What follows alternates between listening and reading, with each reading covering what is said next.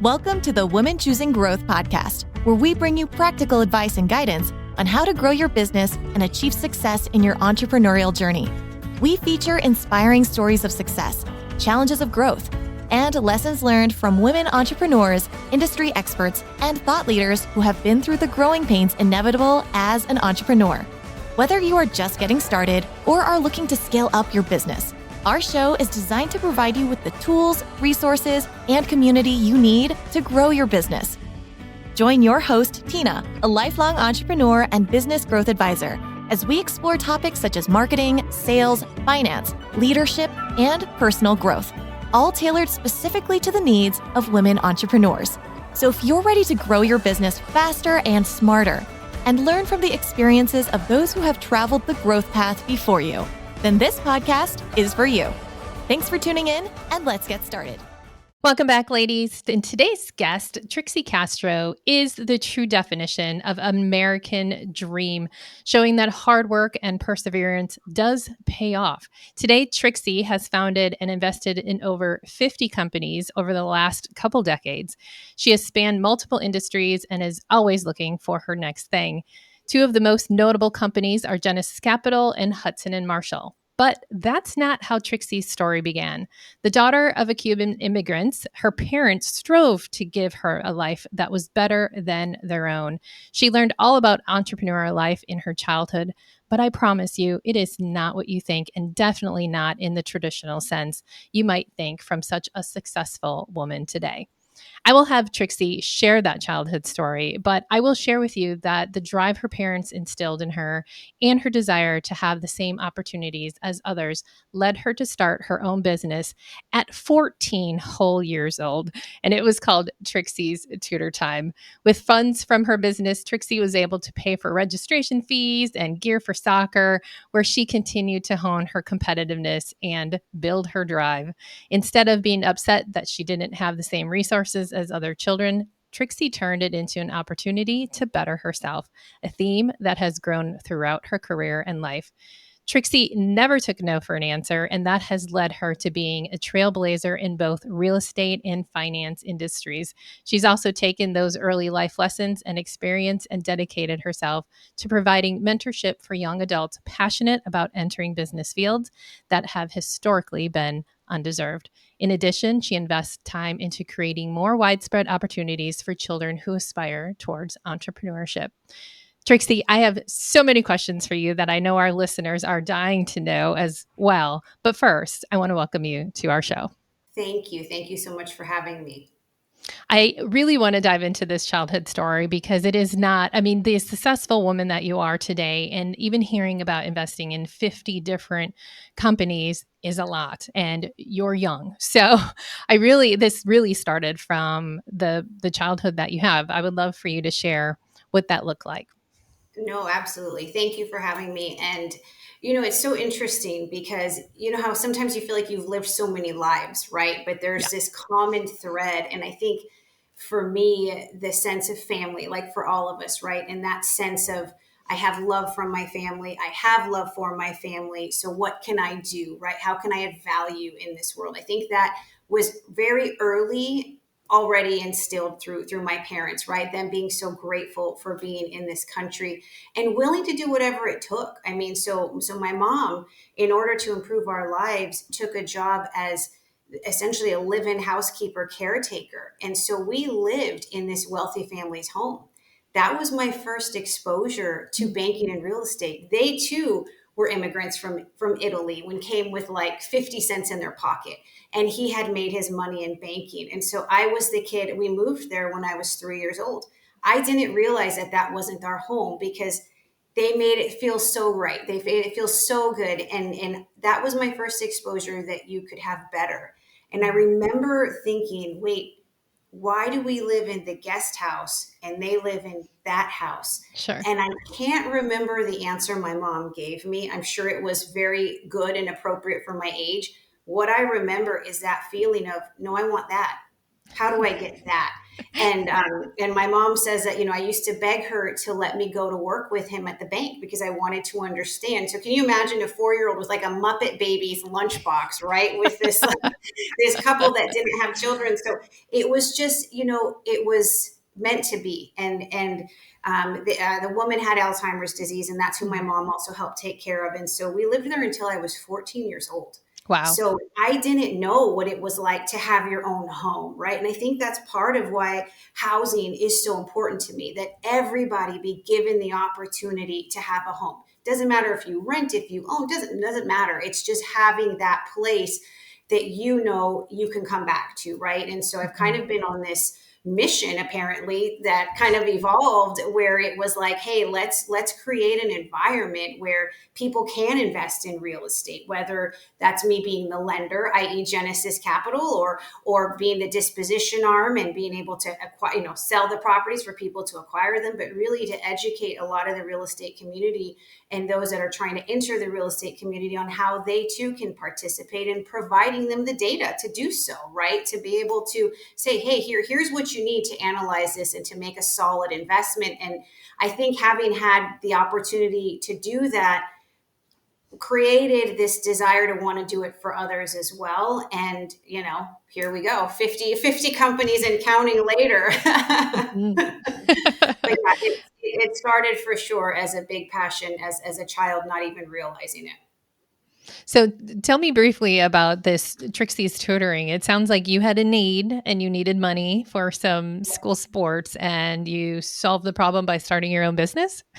Yes. So we did the unthinkable. We moved my sophomore year in high school, the day before school started. And so I thought, all right, we moved from, completely different city. Let me go out and try out for the soccer team and cheer squad and. And so anyways, I made both sports, and I think each one was like, I don't know, $1,000 or $1,200.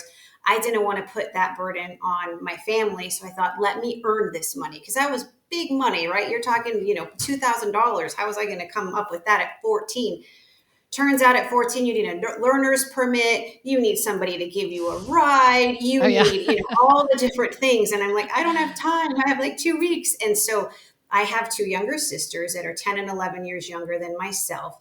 And they went to an elementary school across the street from our home. So I went, to the neighbor who had like a word processor, and they had, the old school computer paper with the bubbles, and with their magic markers made business cards. And it was Trixie's tutor time. And I went to the principal and I explained to him, hey, listen, I've got this business. This is what I'm doing, da, da, da, da, da. And the long and short of it is, within 30 days, I realized 2 things. I realized, A, I was making more money than both my parents combined. B, it was cash. So if the IRS finds out, I will know. and I also, statute of limitations have already exceeded. We're good there. Exactly. And I also learned that if I made my sweet spot, the 2nd and 3rd graders, I could hire the 5th and 6th graders to help me, and I could expand. That's where I realized, my God, where there's a will, there's a way. So that's where I told myself, I'm going to go get into banking. I'll start doing whatever. I started as a teller at Wells Fargo, and the story kind of goes full circle, because I ended up hiring Wells Fargo to represent me in my first real transaction, my first big girl transaction of selling my lending company to Goldman Sachs. So the story goes full circle, but that was the desire of like, let me figure this out. And when I started at Wells Fargo, it was, okay, let me see who my largest depositors are: real estate, tech, and gamblers. Wasn't trying to go to jail for gambling. Tech was still very new. So it was real estate. Here we go. Okay. Yes, I love it. So let's lead us then down that journey, because Genesis was your first big girl business, right? Yep. And I started, true story, I started that with a phone and a desk. And I'm talking like a tiny, tiny desk, and just this idea. But the idea came from being, in banking and seeing this niche, right? And seeing that these groups were going, and at the time, standing at the courthouse steps with wads of cashier's checks. And you have to imagine, I'm in college at this point, so I live in a dorm room. So I'm not the most sophisticated person at the time, and especially not in business, but certainly understood that these groups had a need. They didn't have a leverage partner because in conventional banking, right, you can only get X amount of loans per person with Fannie and Freddie guidelines. Well, these were B2B loans. These were groups were doing anywhere from 100 to 125 flips a month. They were fixing up these homes, rehabbing them, and selling them. And I thought, my goodness, they're not using the power of leverage. Let me work the math. And I started to work the math and understand there's a niche here, right? Here's a tremendous opportunity. These groups are savvy. This is their business, right? I mean, it was impressive. You'd walk in and they had almost like a Home Depot of their own stuff, right? That they were going to use. This is the granite. This is, you have A, B, and C, right? And it was a production and it was great. And I realized that this was just niche and I needed to go and figure out how to do that. So I went to Wells and, went to figure out how to work together on it. And all I heard was, you know what, Trixie, go start your own bank. Because I had gotten a meeting with the then CEO at the time. And can you imagine, I'm 19 walking In into his college. office. Yeah, in college. And he thought I was there to babysit his kids. He's like, oh, my wife will be here with like my X amount of kids. And I'm like, okay, no problem. But I actually have a meeting with you. And, the having stars in your eyes as a kid and really no fear was what served me really well in that moment, because I explained the whole thing. And what he probably said was probably not what I heard now as an adult understanding. But what I heard was, that's a great idea. Go untap that market, go start your own bank. And that's exactly what I did. And so that's 100% what I did. I wanted to go and learn it. So I took, 5-6 years to really understand the space and do what we call fractionalized lending, which today is crowdfunding, right? Very similar concept. And so I did all of it. I would drive the property, I would process the loan, I would underwrite the loan, I would originate the loan, I would go vet the borrower, all of it. And I took so much pride in it because I loved what I was doing, right? And I wanted to really make sure that I made the investors the money and really guarded that and took it more than just a fiduciary responsibility, took it like to heart, right? And so anyway, set out to do that and really enjoyed it, got to know the incredible people. My first investors, by the way, are still with me today. That's awesome. Which is incredible. I know they're amazing. I mean, to the point where I used to like send them my investor letter and say, hey, can you proofread it for me and tell me where should I put the logo? I mean, this is how, much we work together, but it was such an amazing experience and the opportunity was huge. There was just one problem. I didn't have enough money to service the amount of loans and the origination volume. So at the time I had a demand of about 100 million a month, okay, with 0 loan officers. And I think I had raised a whopping 15 million total, right? So like, how do we do that? So what was I going to do to these groups? Go and say, hey, listen, you're doing 125 of these a month. I can lend you 2, right? Yeah. Didn't work. So I thought, let me go solve this problem. But this is where it was, let me make sure that I can deliver. So I needed to go raise the money. That was very hard. It was a big challenge. It hadn't been done in the capital markets before. Nobody had gone to Wall Street in my arena and said, hey, we're going to go get a big bucket of money and institutionalize this thing. Well, to me, that's what I wanted because I felt like it was, a little bit of the wild, wild west. Let's figure out how to make this look like where I come from, right? A very institutional, but still using velocity and being able to know your client and provide them what they need. And so set out to go raise the money. And at the same time, wanted to create a company where I could dispose and be the person providing the REO. Okay. So on one side of the house, we're lending the money. On the other side, I'm selling for the banks and institutions, i.e. Fannie, Freddie, Wells, Chase, Bank of America, getting rid of all of their distressed portfolios, getting them highest and best execution on their individual properties while being able to provide that to everybody, whether it's a consumer, whether it's someone like my mom, new to the space, or whether it's a savvy investor. So that was the auction company, which was Genesis Auctions, that later became Hudson Marshall. And then the lending company was like, yes, we're the little engine that could, right? Now you've got 2 little engines that can. So, raising the money was a whole nother podcast we can get into, but I did. And an incredible company, Oak Tree Capital, gave me my first $250 million in equity, which was amazing. And it was great. And we scaled the company. And then we took that to where we were doing over $2 billion a year. in what we call short-term paper, which was amazing. So as we started to grow, right, I started to see, okay, what's the exit going to be like? What does this company turn into? Right now, we've got the institutional world saying, we agree, you're a thing, you're an asset class, right, which is Yep. great. You're Now, what legit. do we do with that?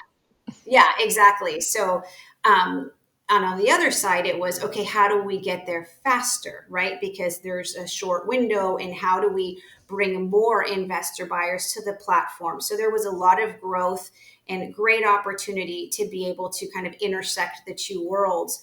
Long story short, I wanted to monetize. I took, a couple of years to prepare for such an event like that because A, I had never done it.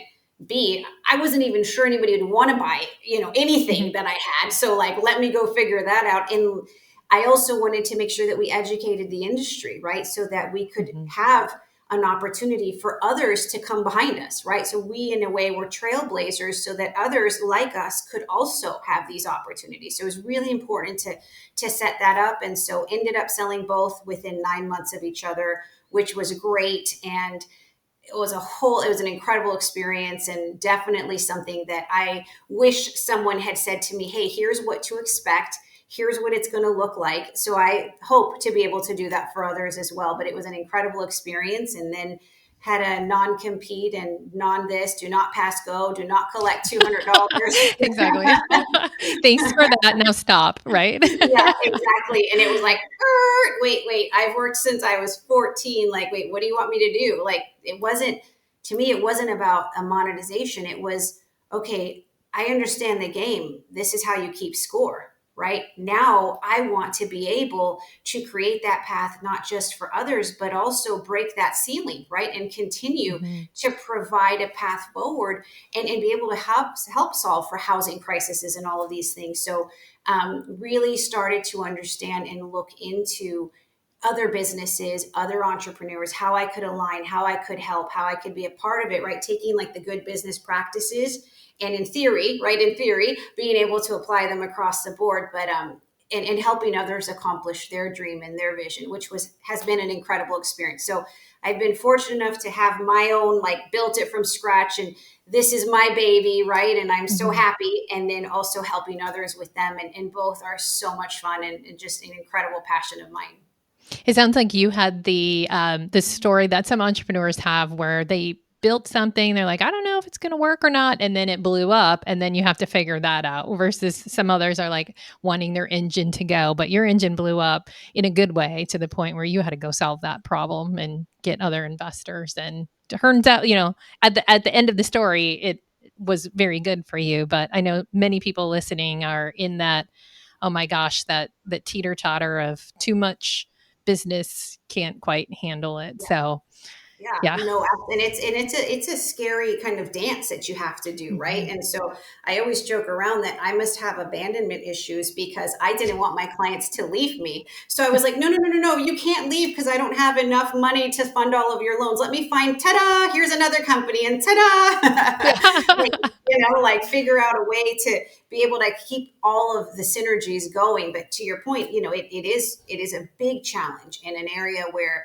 is not talked about enough, right? Because it happens to so many businesses where your growth can sometimes go faster than the rest of it, right? Or vice versa, but both are equally challenging. So growth can be the detriment, which I've seen it happen where it can end some businesses because they're not prepared. Before we dive into your investing part of your life, what would be your advice from your experience through that time when it was gangbusters for you and you're solving those problems? So I would say it's right here. It's so much of it is mindset. And I think that if you can understand what is actually happening, and what I mean by that is, okay, we have a product, whatever the product is. We believe in the product. We think our baby is gorgeous. We think our baby is We perfect, always right? yes. And so, okay, that's from our perspective, right? But how do the clients, how do the investors, how do the other outside parties view it? So once we can understand how they view it, right? Or in my case, not at all. It was not a thing. Like, I mean, it was kind of a no-brainer for me when I'd go to a cocktail party and explain what I did for a living and people's eyes would glaze over. It was Sure. kind of like clue number one. That's They were like, "What?" trailblazing 101, right? Like Yeah, nobody yeah. knows what you're talking about. Exactly. But I think once you understand how that's viewed, you can understand what the demand is today and what it can be, right? And I think understanding that piece and being okay with that. And that's where I go back to mindset, right? Like not letting that dictate how you are going to move forward. Understanding what it is, understand the facts, understand how people view it, understand the demand, what we can create the demand to be, but don't let any of it slow you down. I mean, what choice did I have? I could either sit there and continue to do the same thing over and over, or I could figure out a way to create the demand or the hype or whatever, right? And go through and be able to accomplish the goal. And so I think if I had stayed there, and believe me, there's always a lot of chatter, right? It's all noise. People always have an opinion. At the end, let me tell you, at the end of the story, they're like, we knew you could do it. We believed in you the whole time. And I'm like, no, I remember. Yeah. I remember what But I you think said. I think if you can just block out the noise and stick to your vision, what it is that you're trying to accomplish, aligning that with what the game really is, right? What the situation is, Mhm. I think you are less vulnerable to getting tripped up by the situation or the fear, right? Because you Mhm. know what you're doing, you know that there's a need for it, there's a demand for it, and you know it's just a matter of how am I going to get there? Which car am I going to drive to get there? Because I'm going to get there. I like that. And that was definitely your mindset as you shared that. You had so much business coming in. I just have to figure this out. There's a problem. There's a gap and I'm going to figure it out. So I love that. You were persistent. That and just kind of white knuckling it, just Right. Exactly. We know that doesn't come with just waking up being like, I'm going to solve my problems today. yeah, Yes. exactly. Let's dive into the investments because I know that you have invested in 50 already and continuing to do that. I hear from a lot of women entrepreneurs that either they want to grow their current business by Mhm. investing, acquisition, or some people just want to do it as a personal hobby, especially with real estate, but in all kind of investments. So would love to hear your insights on how did you get started with the investment side of things and how do you choose and all the questions that we have. Yeah, no, absolutely. So, having someone invest in your business, right? So, let's like monetizing the company. I think that's an invaluable thing to really understand and talk to others that have done it because they're going to tell you, what the down and dirty, so to speak, right? They're But I going to mean, tell I you what's totally ugly about your baby. yeah, exactly. And so, stomaching that, to your point, you got to be able to like separate and stomach that and decide for yourself, right? What of that you need to fix? What of that you need to accommodate for? But I think there's such opportunity with the synergies, right? With someone coming in and you've now got two revenue sources, you've got synergies, you've got talent pool, you've got the ability to have additional products and diversification and expanding into markets. And so for me, that was the right move because I took us as far as I could, right? But being the Mhm. founder, I was limited in all of it. So I thought, well, let me learn. And so that was a great learning experience for me and a growth opportunity for the company and the team. So being able to kind of identify those things and who and what type of buyer you would be looking for is critical, right? Because Mhm. you want the growth and the health of the company to continue to expand, hopefully, forever and ever and ever, right? So Yeah. that piece is really critical. Kind of taking a lot of those same principles in the investment strategies was almost like a linear transaction for me, if you will, because I'm looking at it. I look at the investment. Can I add value? Are there synergies? Are there things that I can actually be helpful in? Different than maybe something where it's a passion or where it's something you want to learn more of, right? So, kind of identifying your bucket list and what you're looking at. But I think the piece that I would drive home is look at who the people are. Hmm. I mean, because at the end of the day, look, we all know that things get tough in business, right? There's a Yeah. lot of, blood, sweat, and tears, and there's a lot of challenges. And who is going to be that person? What team is going to be that team that's going to roll up their sleeves and get in there and fix it? That's who you hitch your wagon to, right? And so a lot of it is the product, the process, but really the people. I mean, that can make or break you in so many ways. And so there's a lot of times where I'll give you an example. There's companies I've invested in where they are a professional in what they do, a doctor, a veterinarian, an engineer, and I'm the business person. So you kind of combine the two. They're business people too. I'm a business person too. I'm never going to be a doctor and engineer, right? So we bring different pieces of it together where we can add value. And perhaps it's, having been through, a certain segment of business, or having the ability to get more eyeballs on something, or whatever it is that the synergies are.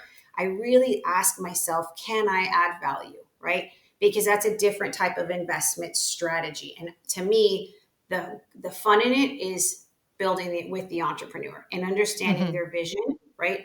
And helping them achieve that. And if I can't, do I have the resources of others that can?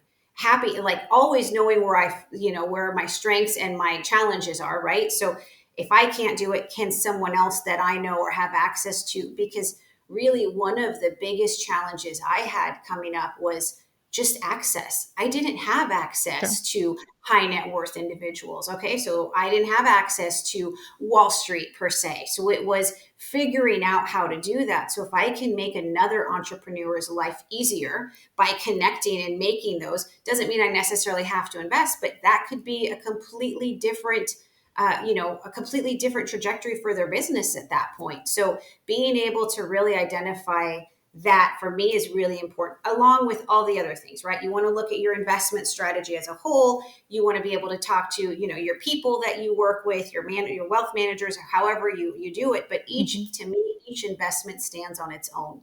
And is that person and their team, right? Because they may be an amazing visionary, but is that person and their team prepared, equipped, and willing to roll up their sleeves when the storms come, right? Sure.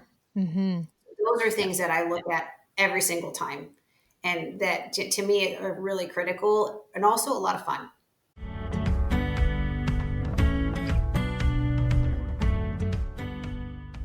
Are you an accomplished woman business owner with a story to tell? Do you crave a platform where you can share your journey, the good, the bad, and the ugly? Hey everyone, it's Tina here. If you're fans of the show, then you know we are a show that celebrates the strengths and resilience of women entrepreneurs just like you. As we're getting this podcasting community going, I thought it would be fitting to extend an invitation to apply to join me as a guest on our Top 100 podcast platform. I started Women Choosing Growth because I believe that real growth happens when we come together and share our expertise and our experiences. We want to hear your inspiring stories, the challenges you face, and the lessons you've learned on your entrepreneur journey. Whether you've triumphed over adversity or faced setbacks head on, your story has the power to inspire and empower other women just like you. This platform is for you to showcase your achievements, highlight your expertise, and create meaningful connections within our community. So if you're a fearless woman business owner, unafraid to open up about your path to success, we want you on our show. Go to www.womenchoosinggrowth.com and join our community. From there, you'll be given the chance to fill out the short application. If you believe that you have a story to share, then why not? Once again, it's www.womenchoosinggrowth.com. I can't wait to feature more amazing and talented women in this community. Now, back to the show. So that's part of the vetting process. How do you even find the companies that you're looking to invest in? That's a good question. I imagine, are they coming to you? Yeah, I feel like a lot, they really do. And I think that, there's different types of investments I've done, different wealth managers that I've worked with. And so there's a lot of opportunities that come as a result of the relationships. But I feel like once one entrepreneur, and we've worked together, they tell their friends, and it's been very grassroots, word of mouth, I have to tell you. So to date, that's what it's been. I never set out to do that. It wasn't like, oh, I want to do this, right? It just organically happened, and my team and I love it. And we've had so much fun doing it. But yeah, the deals that they're putting on have come to us through just word of mouth.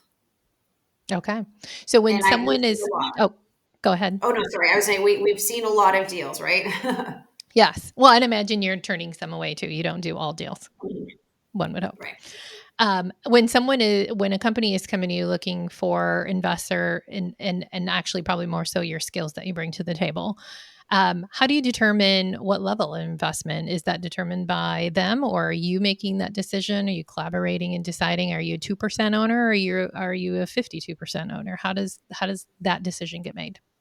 So we collaborate. And I'll tell you one thing about me is I will never put my hand in someone's pocket. To me, it's I want everybody to be happy, synergistically working together, and I want everybody to make money, right? There's enough for all of us to go around, and you get way further with people collaborating and working together. So to me, one of the key mistakes that I've seen investors make is they try and take too much from the entrepreneur and the founder. You have no business if you don't have the entrepreneur and the founder's real buy-in, right? So they think of their business first thing every morning and last thing every night. That's critical. If you cut their legs off, right? Why would they do that? It becomes a job.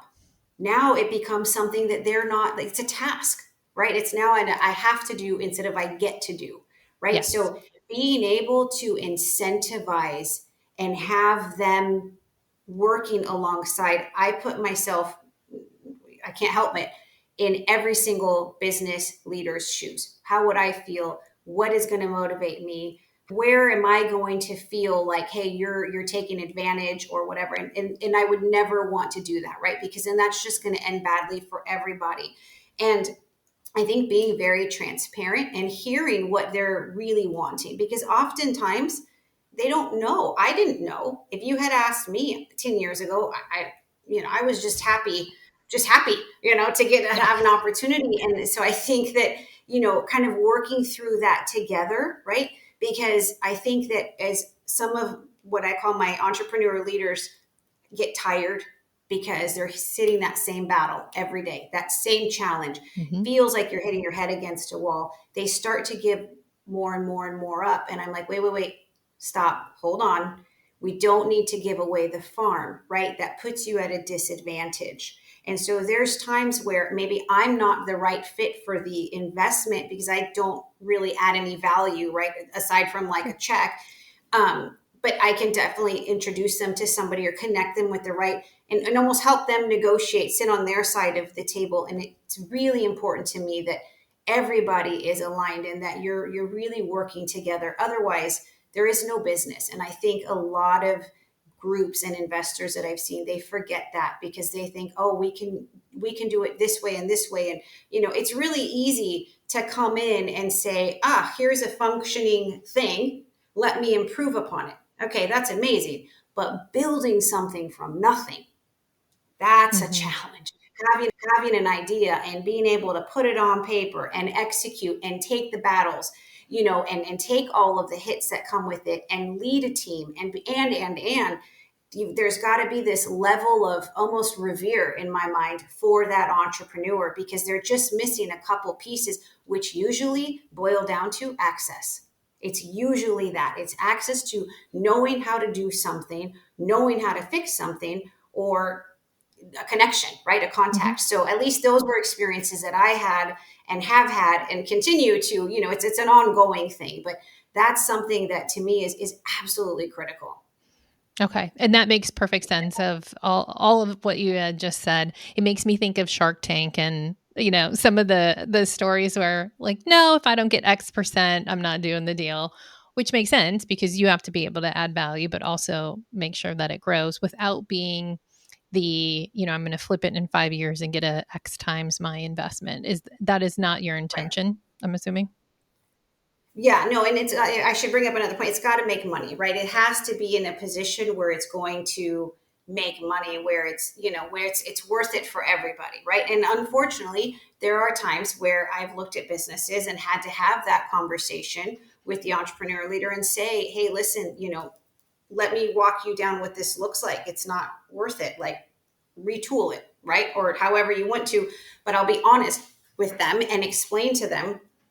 And then it's up to them if they want to see it, look at it, or if they want to white knuckle it, always with the utmost respect. But there definitely has to be, numbers and thresholds that we're going to hit, because it all takes time and money, and, time is the most precious, right? So It is. definitely I look at it that way. And really, I want them to make money, right? Like, I want us both to win. I want us both to make money and to maximize that. And usually the entrepreneur leader is very open to hearing that and to working together to align with that. But 100% there has to be, that kind of end game. Yes. So you've been on both sides. You've seen the banking world, obviously, in the commercial side of things. You've done the private investments. If someone listening right now is thinking, I've come to, I work with a lot of my clients have come to me at that point too, when they've I've done all I can. I've kind of had the same growth over the last couple of years. I need someone else in my business. If someone is listening and thinking that, they're in the mindset of maybe I could have some investors, bring somebody in, how do they determine, do we just go to the Wells Fargos of the world, or do we look for a private investor like you? And how would they really go through the determination of what's the right path? No, it's a great question. And I think it's something that every business leader kind of needs to ask themselves, right? And I think it's, what is the need today, right? So the need comes usually from a challenge or a hurdle, right? So what is the challenge? What is the need? Separate the two, right? So if the need is capital, say, for example, okay, how much, what would it be used for? And what sort of growth is expected upon that? But be real with yourself, right? Mm-hmm. Not pie in the sky, not, hey, this is a dog and pony. No. The real facts. If I got X, I would turn that into Y, right? Mm-hmm. And so really understanding what that capital need is, so that you can work backwards to see what you're willing to pay for it, whether it's debt or equity or whatever, to understand that and to see how it impacts your numbers, right?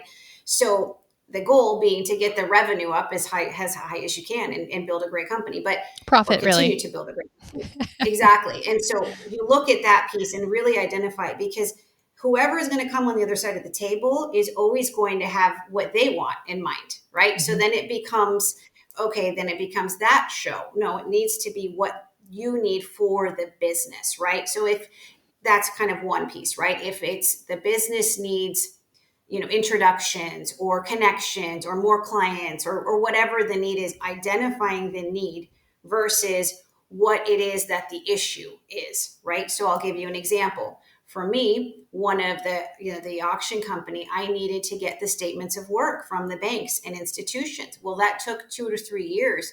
I didn't have 2 to 3 years for each one. And it took a huge outlay of cash to build out the tech and da-da-da-da.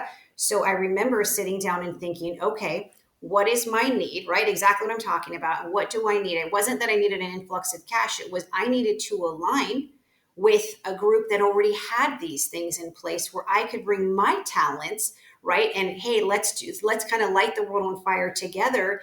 And that was how we did the Hudson Marshall, which was incredible, right? And it was a great experience, but being real with myself of my God, I'm looking at 2 or 3 years. Do I have 2 or 3 years to be able to invest? Because then you also have to have all of the capital, right, to build out the things and do all that. So that was a really great solution for something like that. Versus other companies may say, you know what, maybe it becomes an acquisition of another company or a merger. So then you factor that into the other side, right, on the capital. But I think it's identifying that piece first, right? Because a lot of people will guide you, just go get an investor. Okay, a great investor that's going to, rah you. Okay, that's great, but that gets you to here. If you want to go here, right? Let's think through what is actually needed and what you're actually looking to do and in how long. A lot of times I advise people, you got to tell me first what you're trying to do and how long you're looking to do it. Realistically, not, I want to win the lotto tomorrow. Right. I want your money. Yeah, exactly. Let's really identify what it is. Because if you're looking at this more like an annuity, right, in a longer term play, that's a different type of capital stack, a different type of investor. Mm-hmm. If you're looking to put an investment, a debt pool together, or, an investment fund or whatever, then it's a different profile. So for me, with the lending company, for example, I did both. I did the high net worth individuals, I did the family offices, I did the private equity, right? And did the institutional money. I did kind of everything, all of it, to really, because there were different growth stages Yep. in my company. Mm-hmm. And so identifying that for your own company, I think, is critical. And I encourage everybody out there to do that on an ongoing basis. It's not just like a New Year's resolution once a year thing. It's looking at the market conditions, looking at your business trajectory of what is where are we really today, and where do we really think we can get to Mm-hmm. in, X amount of time, and working backwards from there. Then you identify what type of investor it is, or what type of institution it is, right? So to your point, then you can say, okay, well, I really just need a loan for my business.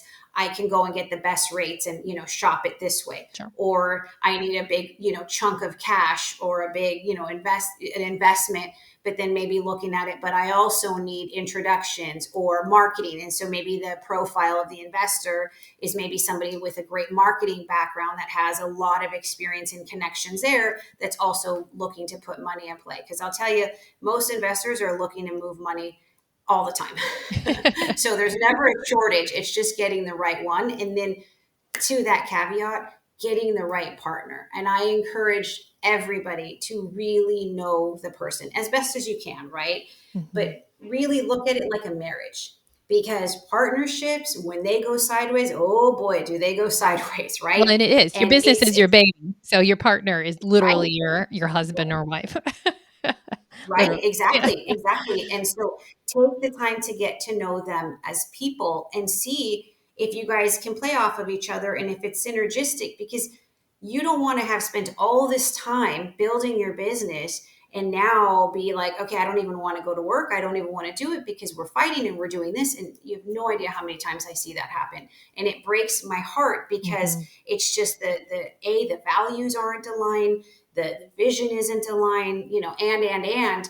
But I think taking the time to make sure that, like, personality and culture wise, that's a big one too.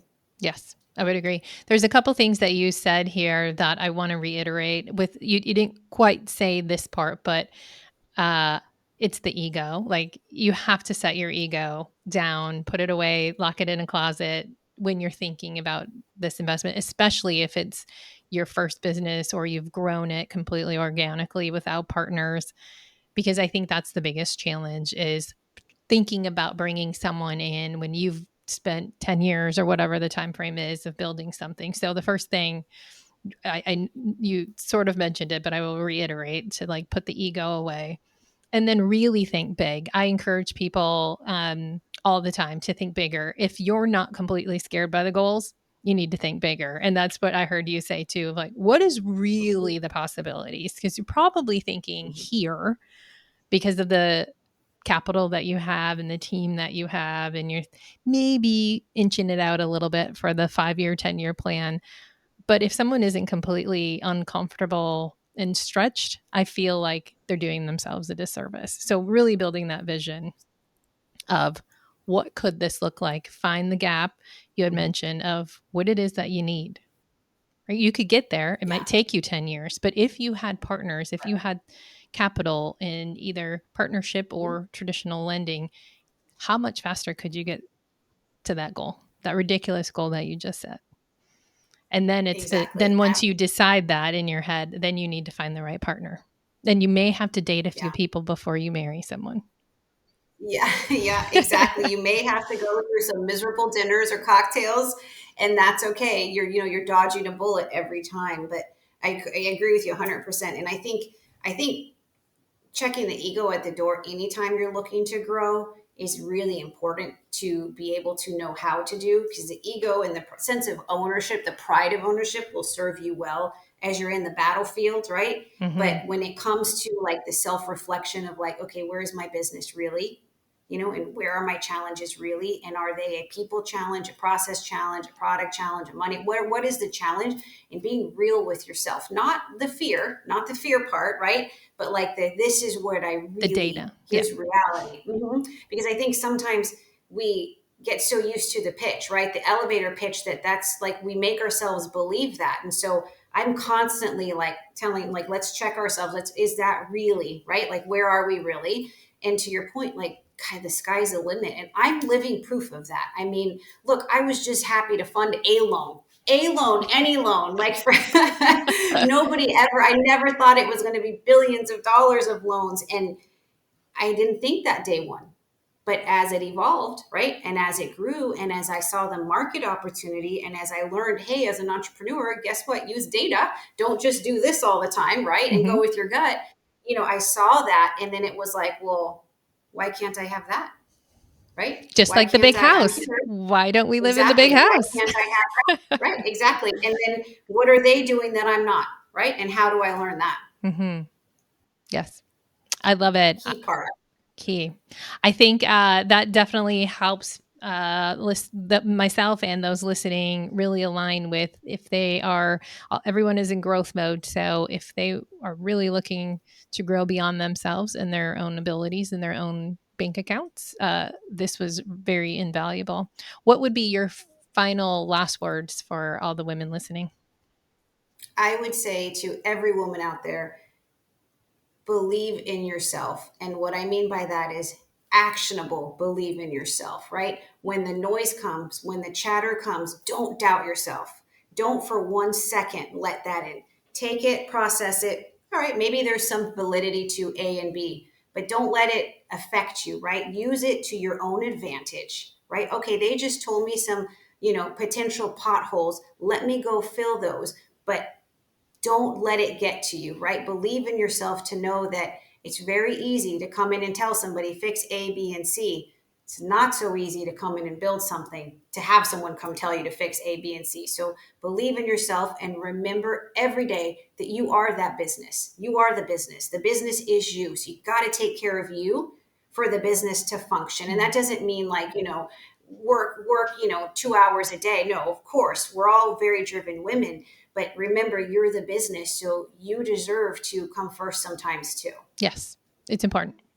If you're not healthy in here, your business is not yours any longer. And I have to just schedule that or it doesn't happen. I have to schedule in the me time or calendar it or it just doesn't happen because everything takes priority. So I definitely encourage women, just believe in yourself, knowing that you're the business, and use the noise and the outside chatter to help you grow. Love it. Couldn't said it better myself. Thank you so much, Trixie. This has been invaluable. If people wanted to reach out to you and learn more about investments, how can they do that? Super easy on my website, trixiecastro.com. Reach out. There's always a million investment opportunities, companies I'm looking. There's always a million things going on. So feel free to come on there and reach out anytime. Perfect. Thanks again. Thank you. I hope you enjoyed today's episode. Please be sure to hit subscribe on your favorite podcast platform so you never miss an episode. The Woman Choosing Growth Show is not just another podcast. It's a tribe of women helping each other grow. So please share this podcast with all the women entrepreneurs that you would love to see succeed. If you'd like to know more about customized business advising through Cultivate Advisors, download business tools, or sign up for upcoming events, visit www.womenchoosinggrowth.com. Once again, that's www.womenchoosinggrowth.com. Remember, we are in this together. See you on the next one.